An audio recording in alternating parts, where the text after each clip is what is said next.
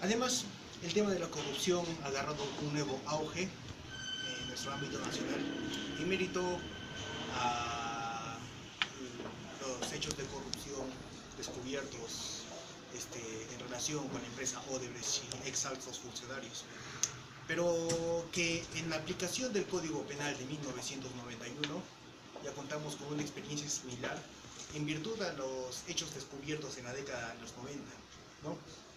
Tuvimos casos como los diarios Chicha o incluso la aplicación del funcionario de facto con Vladimiro Montesinos. Eh, bueno, ¿y qué trajo consigo la aplicación de los artículos del Código Penal de 1991? Trajo consigo, o mejor dicho, se sentaron las bases para su interpretación. Y en este aspecto, una de las bases que nosotros podemos ver de manera común se encuentra en el ámbito de la autoría y participación en los delitos contra la administración pública. Se escucha normalmente que estos serían considerados como delitos de infracción del deber, es decir, y bien escuchamos el concepto de delitos contra la administración pública y autoría, ya nuestra mente va reconducida a señalarlos como delitos de infracción del deber. Para tal finalidad y para poder exponer un poco sobre la autoría de los delitos contra la administración pública, voy a delimitar el tema de mi exposición. Me centraré en primer lugar en el campo de la autoría en sentido estricto, ¿ya? Eso quiere decir que vamos a dejar de lado los temas de autoría que se derivan del funcionario superior jerárquico por acciones cometidas por sus inferiores. Ese tema lo vamos a dejar de lado. Otro tema que vamos a dejar de lado va a ser lo correspondiente a la intervención del particular extraneos. También lo dejaremos de lado. Solamente nos vamos a enfocar en el ámbito de la autoría directa del funcionario en los delitos contra la administración pública. Y para centrar aún más el tema de exposición, nos vamos a decantar únicamente por los delitos por los cuales es competente la Procuraduría Anticorrupción. Es decir, delitos como negociación incompatible, peculado, cohecho, malversación de fondos, colusión. Entonces, cuando yo haga en el transcurso de mi exposición a los delitos contra la administración pública, me estoy haciendo mención exclusivamente a estos delitos. Una vez, entonces, tenido en cuenta el objeto de mi exposición, voy a proceder a exponer cuál va a ser la estructura. Y bueno, y con anticipación voy a decir cuál es mi objetivo de la presente exposición. Lo que voy a pretender demostrar con la presente exposición es que la autoría en los delitos contra la administración pública no puede basarse en la infracción del deber. Es decir, la teoría de los delitos de infracción del deber, conforme a la metodología que proceder a exponer, no puede ser considerada únicamente desde un aspecto valorativo, que es la infracción del deber.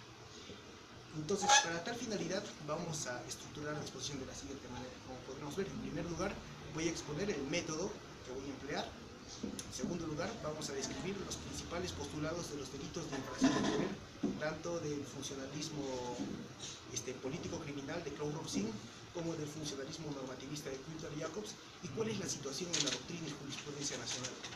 En tercer lugar, vamos a exponer, conforme al método elegido, las críticas a los delitos de infracción del deber, y como último punto vamos a exponer cuál sería el criterio que, conforme a nuestro método empleado, sería el correcto. Entonces comencemos en primer lugar con el método epistemológico, ¿ya? Al respecto, resulta de suma importancia la siguiente frase: el acto que se aplica al deber tiene que ser realmente posible bajo las condiciones naturales. En pocas palabras, el deber hacer algo implica poder hacerlo. No son palabras mías, sino que son palabras que fueron expuestas por el profesor Immanuel Kant, y son palabras que corresponden a la ética kantiana y en consecuencia derivadas de la razón práctica. Pero la pregunta es, ¿qué significa realmente deber implica poder?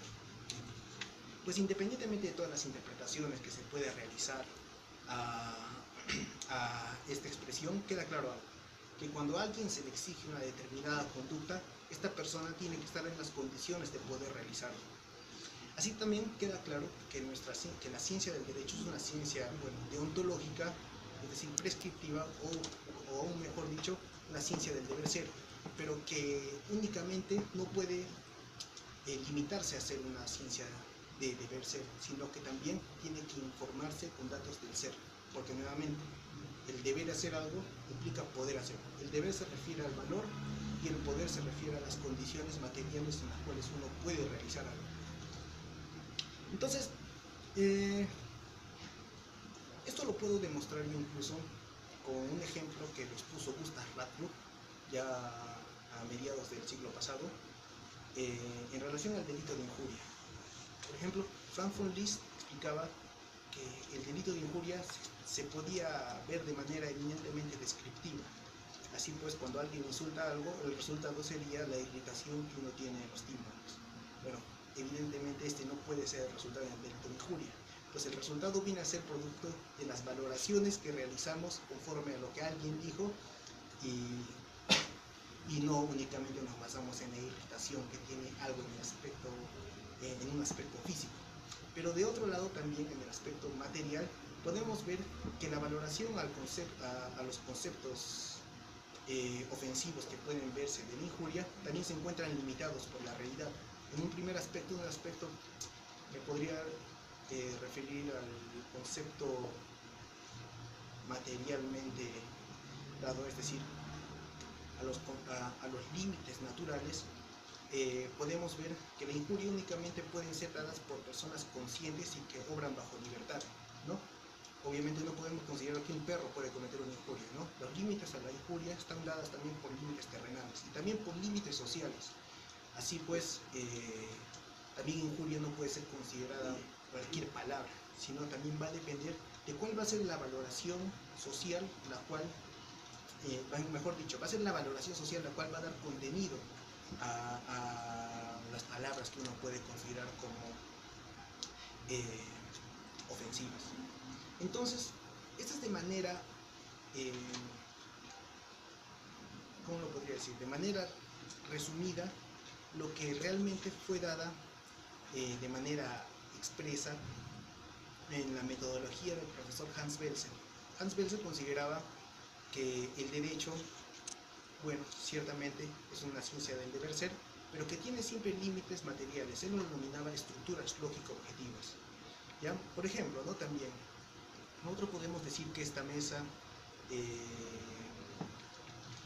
debió ser más grande, o esta mesa debió tener más patas, o cosas así, pero lo que no podemos hacer es decir, esta mesa debió hacer algo, es decir, no le podemos otorgar juicios de valor a cosas que no tienen ni siquiera conciencia.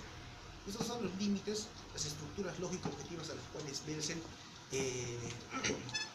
consideraba. Bueno, sin embargo, Belsen no ha sido el único que ha propuesto esta metodología entre la correspondencia entre ser y el deber ser, sino que ya autores como Günther Strattenberg, o sino Winfried Mayhofer, o yéndonos en el campo más específico del cual yo me voy a basar, autores como Arthur Kaufman, consideraban al concepto de naturaleza de las cosas. ¿Ya? El concepto de naturaleza de las cosas, entonces, debemos de tener en claro, viene a ser esa correspondencia entre ser y el deber ser. En resumen, entonces, lo que debe quedar claro es que el derecho es el resultado de la naturaleza de las cosas. Es decir, el derecho siempre viene a ser una correspondencia entre ser y el deber ser. Es decir, ni uno ni lo otro, sino síntesis. ¿Ya?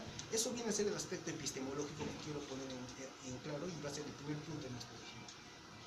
Ahora bien, vamos al segundo punto de la exposición, los delitos de infracción del deber. La pregunta, ¿qué son los delitos de infracción del deber? Creo que no debe de sernos ajena, pues siempre cuando escuchamos en los delitos contra la administración pública escuchamos que son delitos de infracción del deber. Pero debemos de tener en claro que los delitos de infracción del deber tienen dos variantes. Una es la variante del funcionalismo político criminal de Klaus Roxin y otra viene a ser la variante de los delitos de infracción del deber del profesor Günther Jacobs. ¿Ya? Entonces, comenzaré con la descripción de la teoría de los delitos de infracción del deber del profesor Klaus Roxin. Klaus Roxin, en su muy influyente obra, la de 1963, Autoría y Dominio del Hecho, postuló que autor es la figura central del suceso. Es decir, autor viene a ser aquella caracterización que le da la valoración social, en la cual se describe que autor siempre se encuentra en el centro y los partícipes se encuentran en el borde. ¿Y cómo se va a caracterizar esta figura central. Bueno, Roxin considera que hay tres formas de caracterización de la figura central. En primer lugar, autor va a ser quien cuenta con el dominio del hecho. En segundo lugar, Roxin va a considerar que autor va a ser quien infracciona un deber. Y en tercer lugar, Roxin va a considerar que autor va a ser quien comete el delito de propia mano. Bueno, el ámbito que nos importa ciertamente es el segundo. El autor es quien infracciona un deber. Bueno, y para ello entonces tenemos que entender que Roxin en primer lugar consideró que autor, mejor dicho, que casi todos los delitos, tenemos que tener en cuenta casi, son delitos de dominio. Pero van a haber tipos penales a través de las cuales el legislador no ha tomado en cuenta que el autor sea quien tenga el dominio sobre el suceso. Y para ello Roxin se vale de un supuesto muy controversial. Este supuesto es el denominado instrumento doloso no cualificado. ¿Ya? ¿Y en qué consiste este supuesto del instrumento doloso no cualificado? Consiste en que estamos en el contexto de un delito especial, por ejemplo, un sujeto cualificado se basa de un particular que obra doloso para cometer el delito especial. Y bueno, Roxin pone un ejemplo basado en el parágrafo 153 del Strafgesetzbuch, es decir, del Código Penal, pero alemán. Pero bueno, para nuestros intereses vamos a traducirlo en un ejemplo basado en nuestro Código Penal y que tenga que ver con los delitos contra la administración pública. Imaginemos un policía que le avisa a un familiar particular, obviamente, que cobre una cierta cantidad de dinero a un requisitoriado para que no lo detenga. Si es que el primer delito que nos viene a la mente es el delito de cohecho, ¿no? Pero si es que nos podemos aplicar de manera consecuente la teoría del dominio del hecho, llegaremos a la consecuencia de que no puede ser ni sancionado ni el policía ni el familiar. ¿Por qué? Porque el policía, a pesar de que tiene la calidad exigida por el tipo, es decir, ser funcionario público en términos penales, no tiene el dominio del hecho, pues quien cobró y quien realizó toda la conducta es el familiar. Y de tal manera que tampoco el familiar respondería. ¿Por qué? Porque el familiar, a pesar de tener el dominio del hecho, es decir, podía decidir sobre el sí y el cómo de la acción, no tenía la calidad exigida por el delito de cohecho. Entonces, basado en este supuesto controversial, es que Roxin considera que no todos los delitos pueden ser delitos de dominio del hecho, sino que hay delitos a través de los cuales el legislador ha considerado la especial posición del deber y que por lo tanto va a ser irrelevante si el autor tuvo o no el dominio del hecho, sino lo importante va a ser que el autor haya infraccionado un deber. Como podemos observar, entonces Roxin en este aspecto renuncia al concepto de dominio de manera categórica y entonces impone un criterio eminentemente normativo, porque obviamente, ¿dónde se va a encontrar el deber? Bueno, el deber para Roxin, y con esto vamos a ver por qué es normativo, se va a encontrar en una normativa extrapenal, de manera primigenia. Bueno, esto tenemos que tener en claro. De manera primigenia, Roxin consideró que los deberes se encontraban en la normativa extrapenal. Entonces, recordemos el ejemplo del policía. Entonces, Roxin consideraría, bueno, y conforme a estos postulados de los delitos de infracción del deber, que el policía va infraccionado el numeral 15 del artículo 2 de la Ley de la Policía Nacional del Perú, que dice que todo policía está en el deber de garantizar el cumplimiento de los mandatos escritos del Poder Judicial.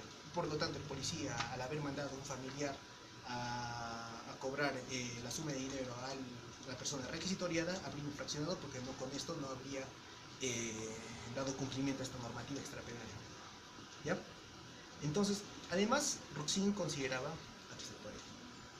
primigeniamente que los delitos de infracción del deber se encontraban caracterizados con los siguientes grupos. En primer lugar, para Roxin, estamos hablando del primer Roxin en 1963, consideraba que los delitos de infracción del deber estaban los delitos culposos, que también eran delitos de infracción del deber, los delitos de comisión por omisión, los delitos de propia mano impropios, como por ejemplo el delito de falsedad en juicio, y también algunos delitos especiales como los delitos contra la administración pública. Sin embargo, y con esto vamos a la siguiente diapositiva, Roxin ha ido modificando su concepción hasta la actualidad. Por ejemplo, en el año 2014, Roxin sacó un artículo en un libro de homenaje al profesor Ben Schuleman, a través del cual Roxin dice, bueno, los delitos de infracción del deber ya no se van a caracterizar porque la fuente de este deber se va a encontrar en la normativa extrapenal, sino van a estar deducidas de un rol social. ¿Y por qué Roxin habría cambiado esta posición? La pregunta la respuesta a este interrogante se da porque Roxin se basaba en el parágrafo 153 del Código Penal alemán, el cual consideraba como una de las fuentes de un deber las relaciones de confianza. Entonces, obviamente, una relación de confianza no va a estar en una normativa extrapenal, sino más bien se basa en las relaciones materiales que uno tiene. Entonces, Roxin consideró que a partir de 2014, recordémoslo, que ya no va a ser la fuente extrapenal de donde va a emerger el deber, sino más bien de un rol social. Asimismo, a partir de 1975, Roxin ya no consideraba los delitos culposos como delitos de infracción del deber. ¿Por qué? Porque los delitos culposos para el profesor Claude Roxin son delitos que se caracterizan por un deber que nos corresponde a cada uno de nosotros. Estamos refiriéndonos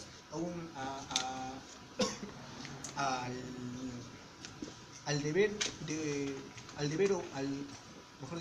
que se basa en un deber objetivo de cuidado, que es lo que caracteriza a cualquier persona cuando comete una acción, tiene que hablar siempre bajo cuidado. Entonces, Roxin dice, si este deber le corresponde a todos y no corresponde a cada grupo, entonces no tiene sentido que sean considerados como delitos de infracción del deber.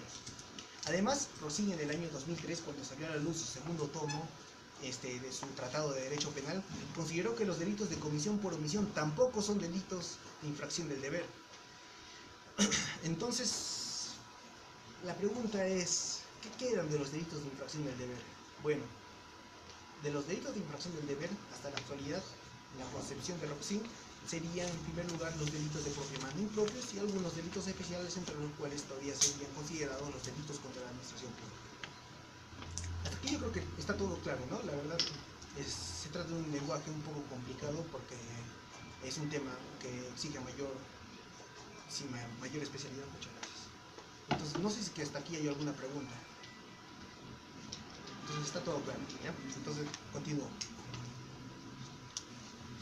Pero, ¿qué es bueno, hasta ahora hemos visto qué es lo que Roxin ha ido variando en su concepción inicial y qué es lo que considera la concepción actual.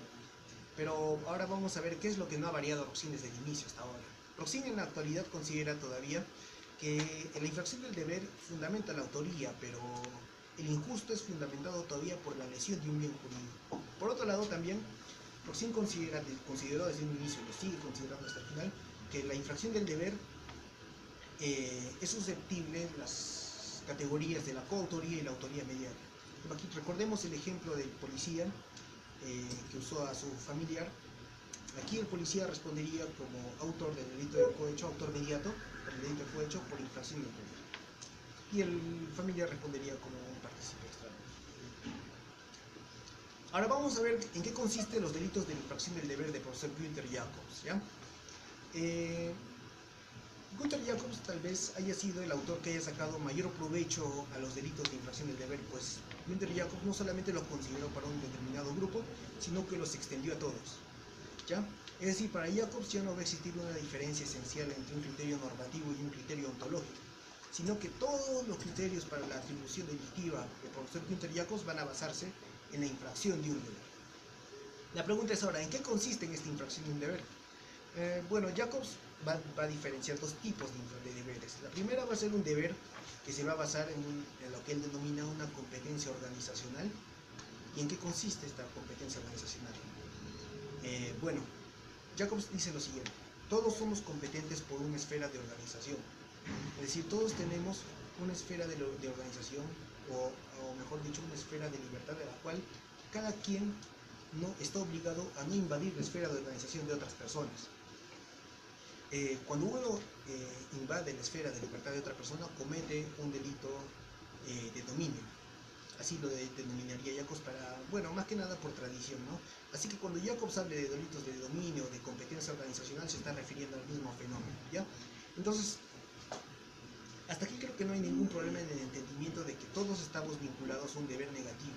Pero Jacobs considera que además existen otros deberes, que no son negativos, sino positivos.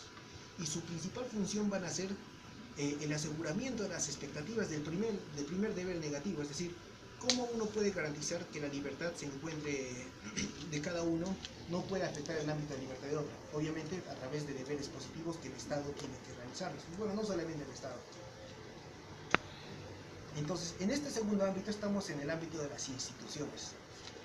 Para Jacobs, para poder ubicar qué instituciones son las que deben de corresponder a estos deberes positivos, dijo, estas instituciones deben de tener un nivel de importancia similar o incluso mayor a la primera institución. Bueno, como vimos, los delitos de competencia organizacional, me olvidé de decirlo, están basados ya en una institución. Jacobs lo va a denominar constitución jurídica de la sociedad, ¿ya? Entonces Jacobs, cuando ya está hablando ahora en el ámbito de las instituciones, va a decir, tienen que ser instituciones que sean similares a a la primera institución. Entonces Jacobs va a considerar que son precisamente 4 las instituciones que entran en razón. La primera viene a ser las relaciones paterno-filial, la segunda el matrimonio, la confianza especial y los deberes genuinamente estatales, de las cuales deriva incluso la función estatal de velar por la seguridad pública y, bueno, y el cuidado de la administración y la justicia y la jurisprudencia con la ley. En la actualidad Jacobs de esta lista ha sacado uno, el matrimonio como una institución, y lo ha sustituido por la convivencia, de tal manera que ya no es necesario estar vinculado de manera oficial y no estar reconocido por el Estado para poder considerar que está vinculado a una institución, ¿no? Siguiente. Para Jacobs, las instituciones vinculan de manera directa al autor con el delito. Pues independientemente del tipo, recordemos que Roxin consideraba, ¿no? Determinados tipos son delitos de dominio y determinados tipos son delitos de infracción de la ley. Jacobs no. Para Jacobs es independiente si es que se trata de un delito, si se trata de un tipo de homicidio o un delito contra la administración pública. Lo importante va a ser la vinculación que tenga el autor con la institución. Y para poner un ejemplo, en el Código Penal alemán no está tipificado el delito de parricidio. Imaginemos que en nuestro código también, ¿ya? No tenemos delito de parricidio, solamente se encuentra... Sí. Entonces, solamente estamos en el ámbito de homicidio, ¿ya? Solamente imaginemos como el Código Penal alemán que solamente se encuentra tipificado el delito de homicidio, no el parricidio. Entonces, el ejemplo que pone Jacobs es el siguiente. El padre le alcanza un cuchillo al asesino para que pueda matar a su hijo. Para Jacobs, bueno, y antes de Jacobs, normalmente se consideraría que el padre habría cometido una acción de complicidad por el delito de homicidio. Pero para Jacobs no. Jacobs considera que al ser un tipo penal común, igual se le aplica a las instituciones, porque el padre se encontraba en relación directa a una institución, que es la relación paterno-filial con su hijo. Por lo tanto, al haber pasado el cuchillo, el padre ya es una acción de autor, y por lo tanto, entonces el padre tiene que responder como autor del delito de homicidio. Y ahora bien, regresando a nuestro código penal, el padre tendría que responder como autor del delito de parricidio, y el asesino, quien comete realmente el asesinato, bueno, respondería como autor del delito de homicidio o asesinato, ¿no? Además, Jacobs considera que las instituciones, al ser estas de manera inmediata, es decir, vincular al autor de manera inmediata, no son susceptibles de aplicación los conceptos de coautoría o autoría inmediata. Siempre van a ser autoría directa en los delitos de infracción de un deber institucional. Entonces, bueno, y vemos ya en el ámbito que nos importa, en los delitos contra la administración pública, la institución que va a afectar al funcionario público va a ser esta, la última que vemos, la función, el cuidado de la vinculación de la administración y la jurisprudencia con la ley, ¿no?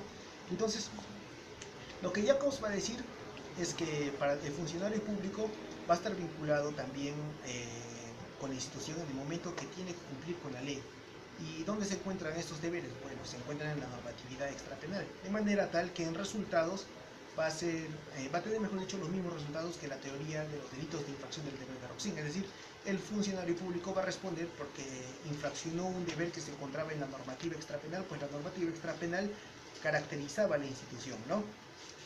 Por ejemplo, en el caso del policía que usaba nuevamente a su familiar, entonces el policía también, conforme a la concesión de Jacobs, va a responder como autor del delito, como autor directo, no como autor mediato, como le decía recién, como autor directo del delito de cohecho por haber infraccionado esta competencia institucional. ¿Ya? Bueno, y ahora vamos a lo que más nos importa, ¿no? El ámbito nacional. La situación en la doctrina y la jurisprudencia nacional también no ha sido ajena a esta evolución.